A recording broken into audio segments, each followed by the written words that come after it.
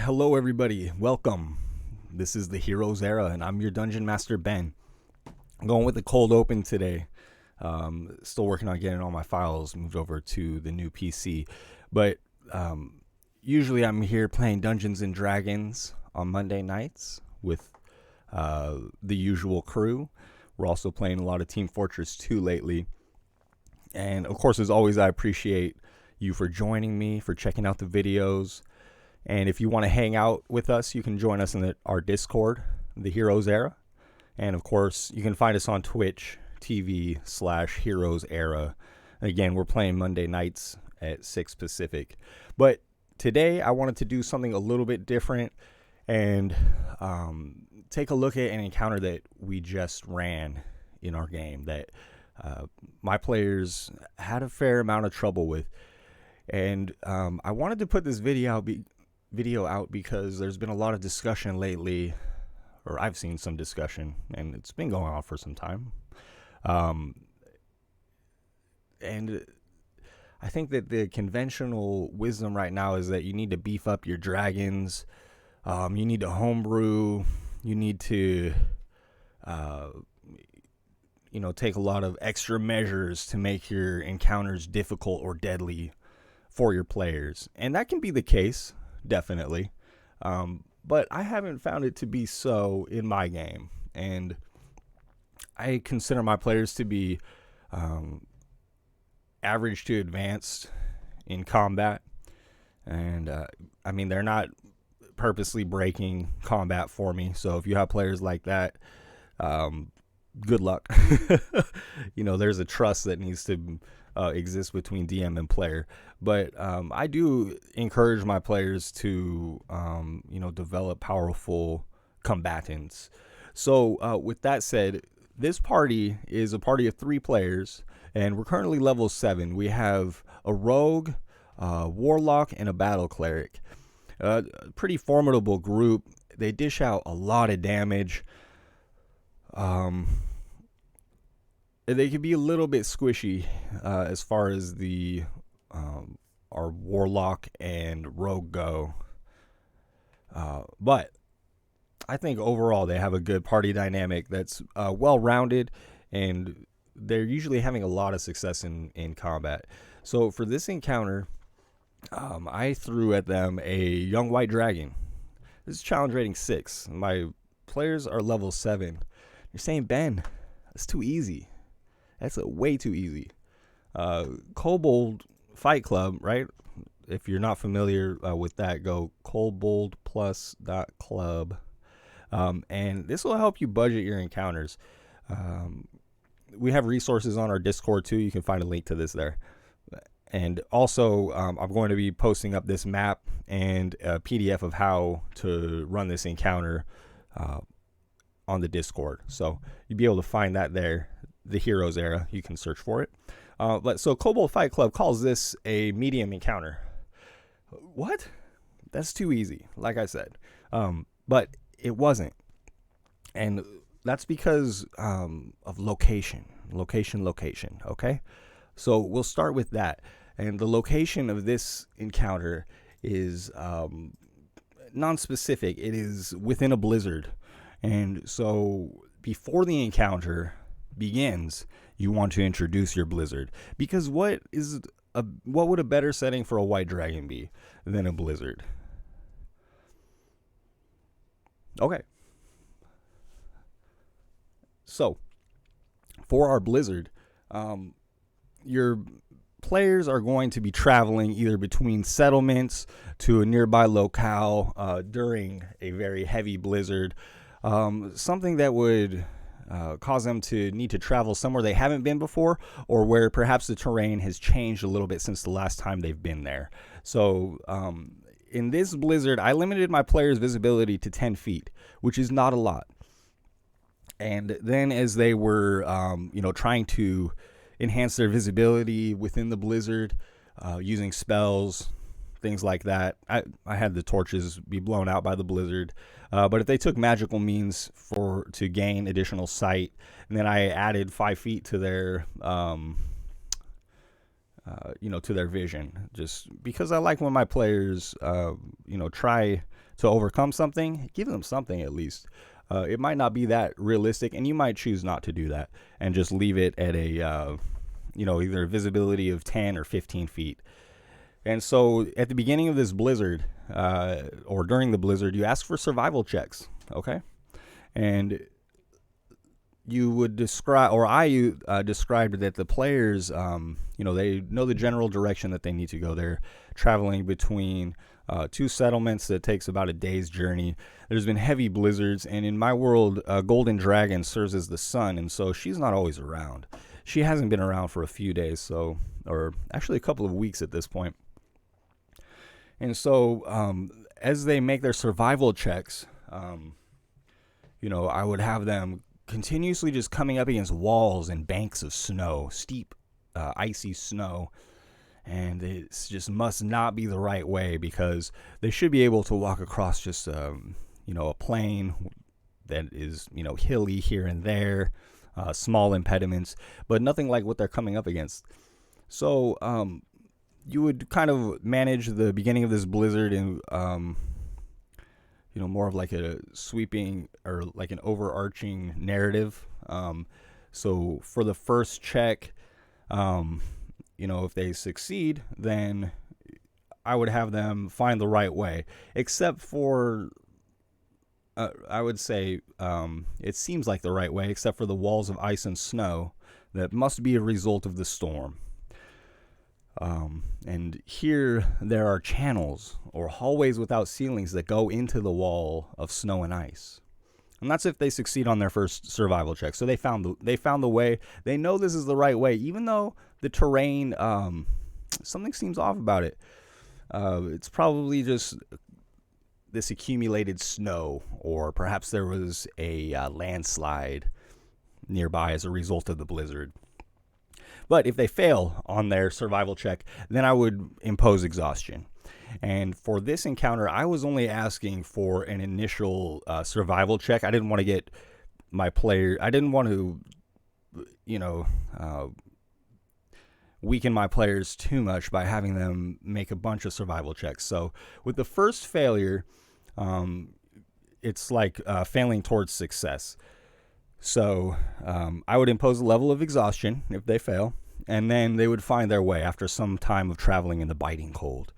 And now they're sure they're headed in the right direction, finally, because another indicator for them would be that these walls of ice and snow now have channels or hallways without ceilings going into these walls of snow and ice. But like I said, you might wish to ask for additional checks as they navigate the blizzard.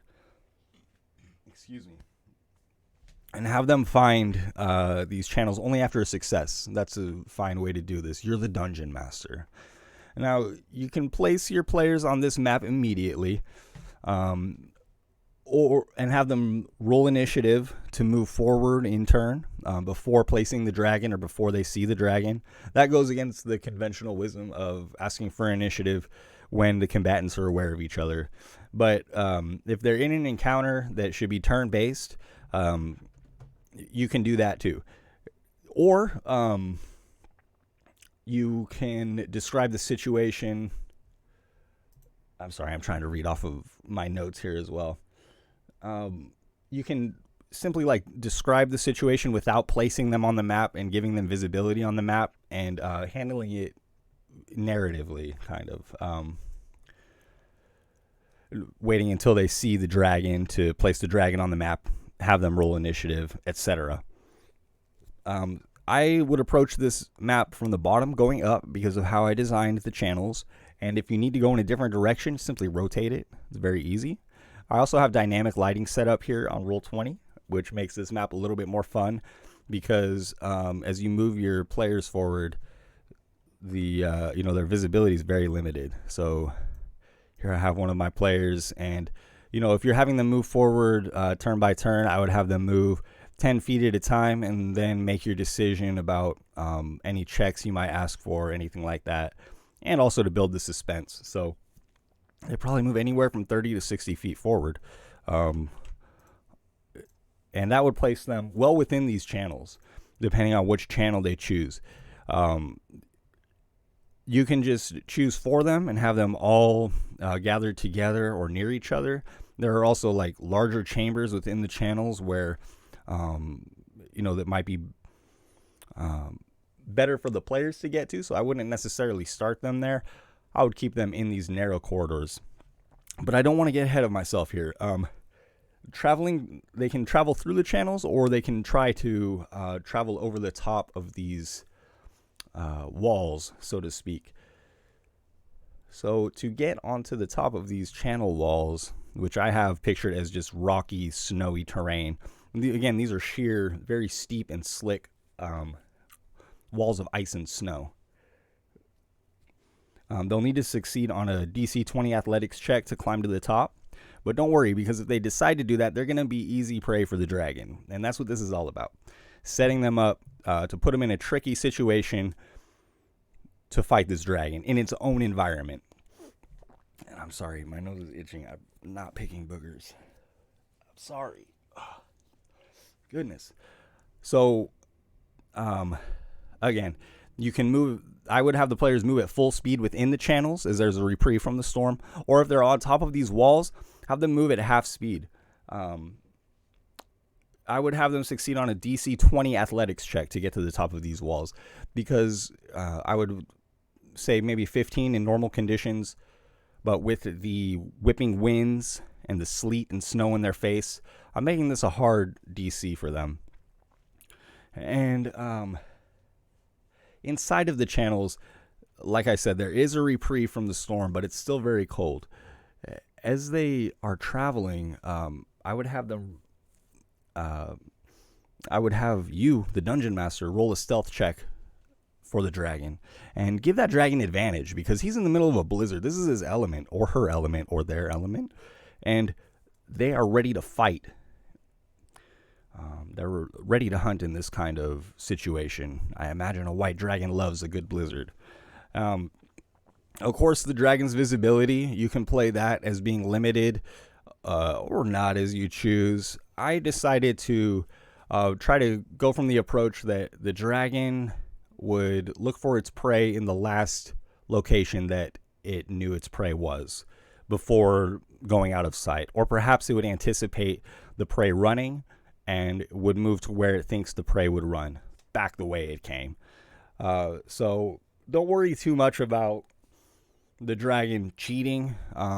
This is its element. So, and you can come up with plenty of reasons to negotiate that for yourself.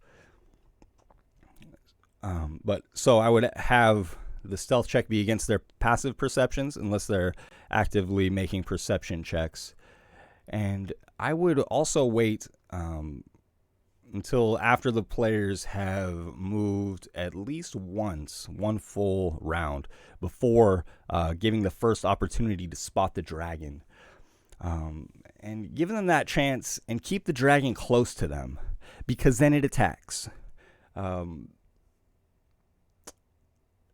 I would have them, if they, let's see, I would have them notice probably a dark silhouette passing overhead would be a clue of, the danger at hand. And then actually after one of my players, their passive perception beat the stealth of the dragon, they decided to climb to the top of the wall.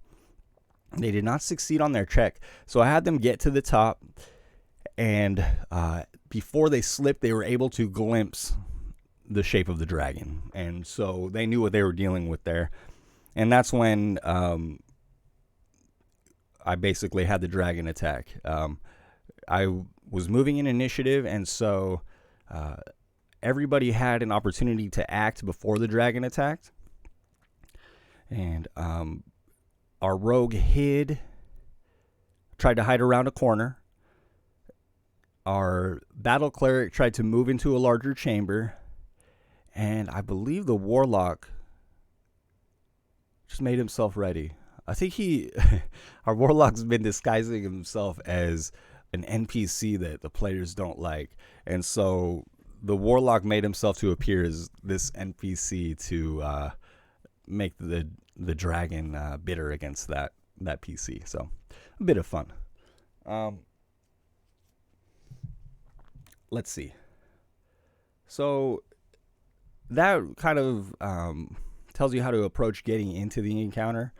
And so, for example, you would roll initiative for everybody. The dragon is going to go between two players at some point. It's going to split the turns of your party.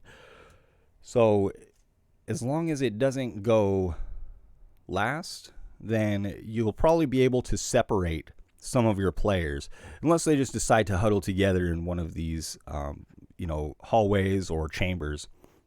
But again, that's going to be dangerous for them too. So when my encounter hit, I think my players were something like this. Or maybe hiding around it. I don't remember exactly. But they began taking their turns, and they said, let's get the hell out of here.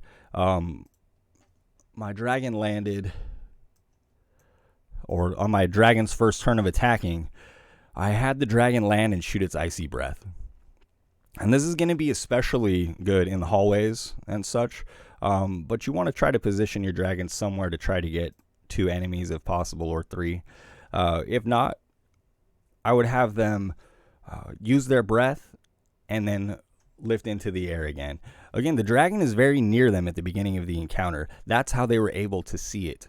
So if, for example, the dragon had flown overhead here, my players view them and slip down, the dragon knows exactly where these players are. It could even stand atop the walls and use its icy blast from there. But it's a little bit harder to visualize that line, and I think it would actually just shoot over the head of this player. So that aside, have your dragon attack, and then your dragon lifts back into the air and hides. Your players can't see it because this is what your players will see. They'll be very afraid, and that's what you want, right? So your dragon will attack, and I would try to remove it, so that they need to either climb a wall to attack it or get some other vantage point that allows them to attack the dragon. And if they begin fleeing and leave somebody alone, you have your dragon pounce down on that lone character and just be ruthless. Have them unload all the attacks on that player, and then move, get away. If it provokes one attack of opportunity, I think that would be a risk that this dragon would take to get out of sight between its attacks. So your players are going to either try to flee or fight.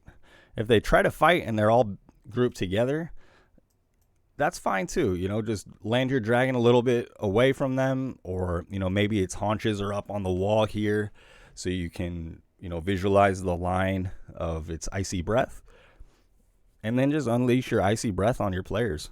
It's that easy.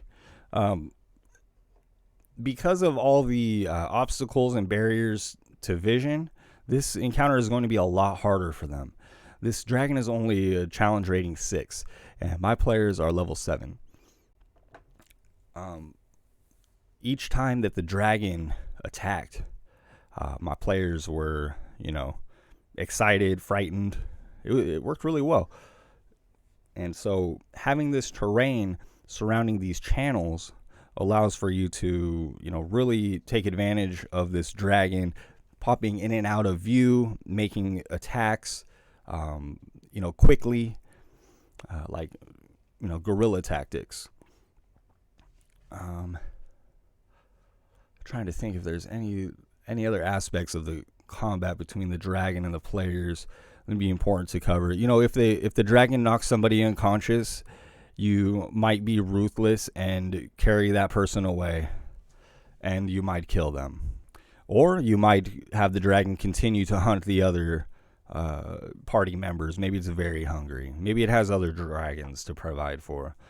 Or it's just a bunch of kobolds that can't take care of themselves. Who knows? So to explain a little bit more about the map here, you have the normal terrain, which is just basically the snow tiles. And then I have the sheer walls, which are these tiles with, rocks and snow.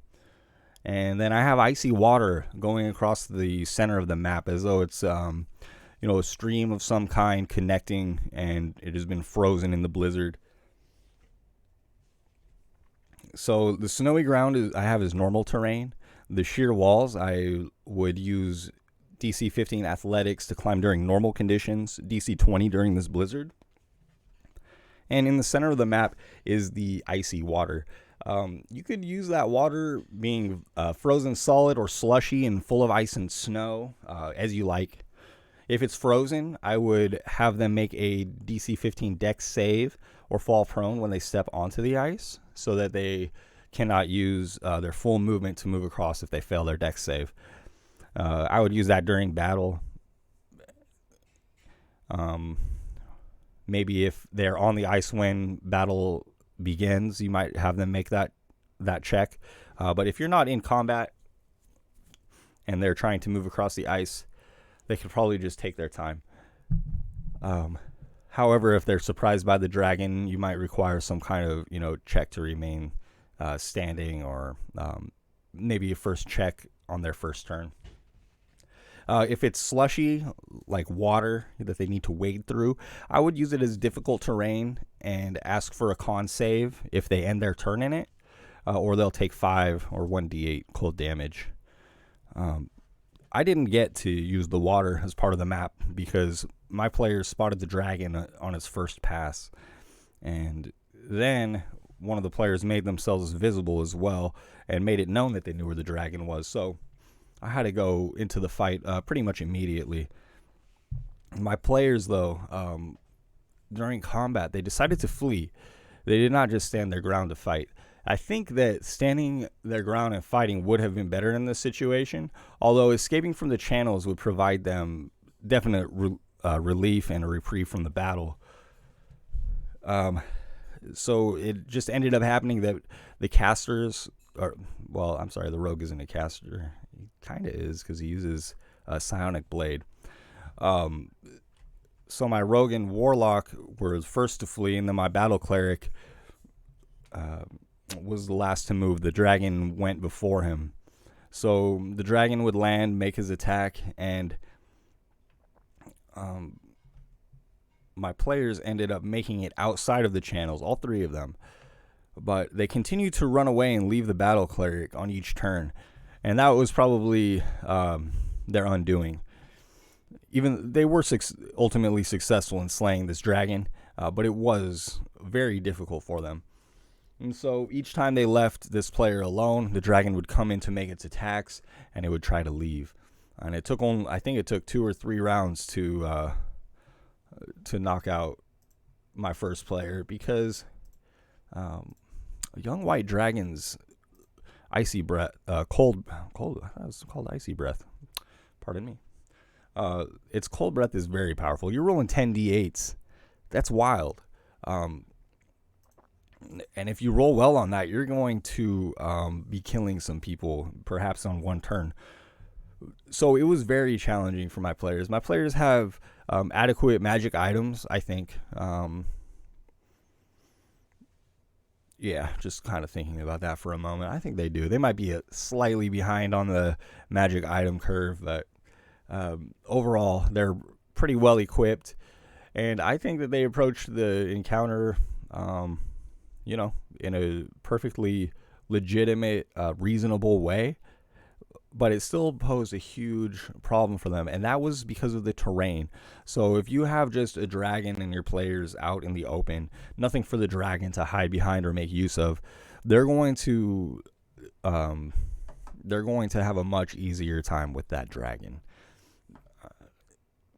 If their visibility is limited and they're in the open, that's one thing, because the dragon can move in and out of, where they are. They'll probably be huddled together out in the open. And so if they do escape to the open, I would continue the encounter and at least have the dragon try to drop one more icy breath on them. Or you can just have the dragon retreat back to these channels. This is its hunting grounds. It wants to be here. It wants to hunt within these channels. So it might just wait here, and your players might have a time crunch they're dealing with, as mine did. they needed to make it to the city pretty rapidly or pretty quickly. And so they wouldn't have time to just camp out and wait for the blizzard to pass. If they do, then just have the dragon maybe attack them at night or while they're sleeping, while one person's on watch, something like that.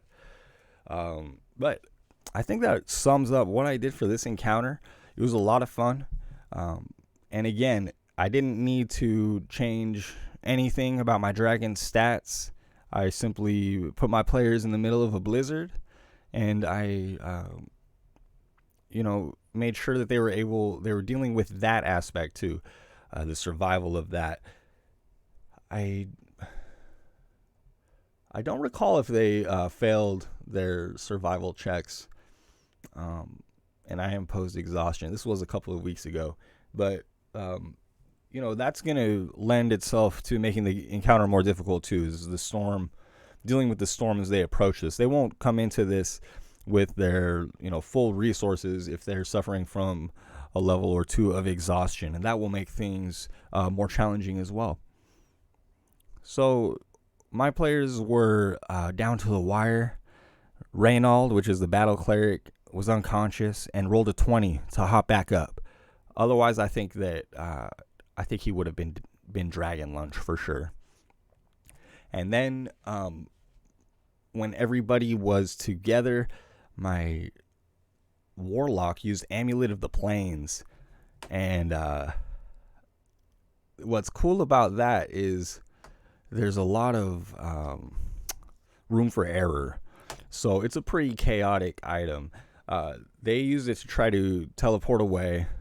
I think they just specified the main city they were trying to travel to, which is kind of funny because they could have kind of done that to avoid the entire, traveling encounter altogether.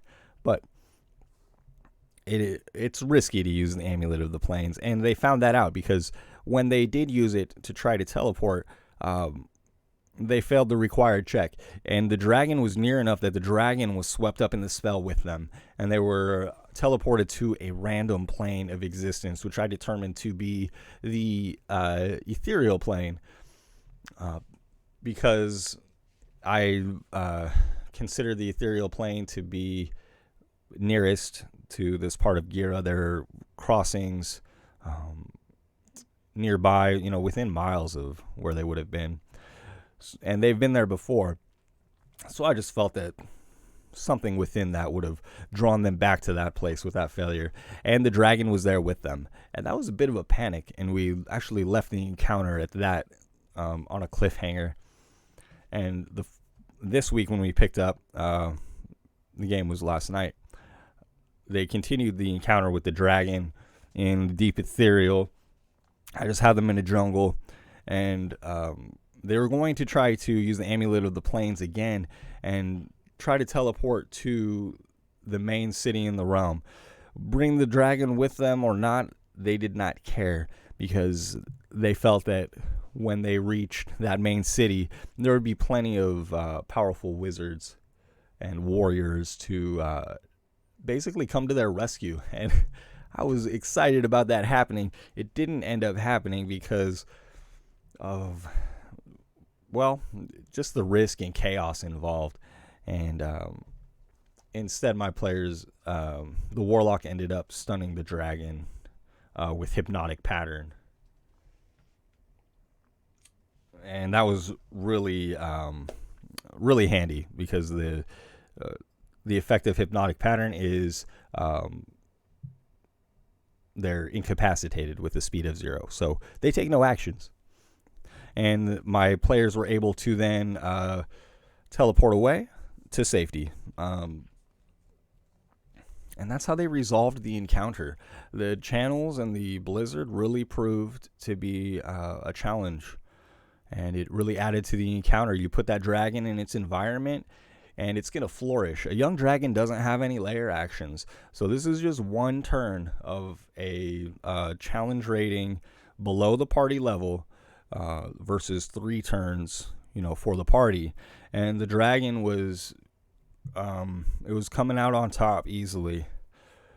So that is going to kind of sum up what I have to share about this. If you have any questions, I'm on Twitter at the Heroes Era. I'm running that account, of course, or you can join us on our Discord.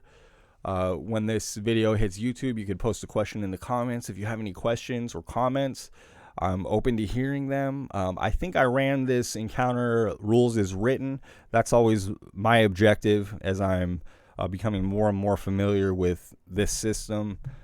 And I just wanted to present this as a case for you don't need to, mess with the stats of your dragons necessarily. If you find one that's close enough in challenge rating to your party's level, you should be good to go. And yeah, I love using dragons. This was a lot of fun, and I think that the narrative out there saying that this encounter shouldn't be challenging to the players might be on the fault of the dungeon master, maybe not making full use of the tools at their disposal, mainly the environment. So set up your dragon encounters in the right environment, and they'll prove to be a lot more difficult. Thank you. If you've checked out this video, hung out with me this far, I appreciate it, and I'll catch you all next time.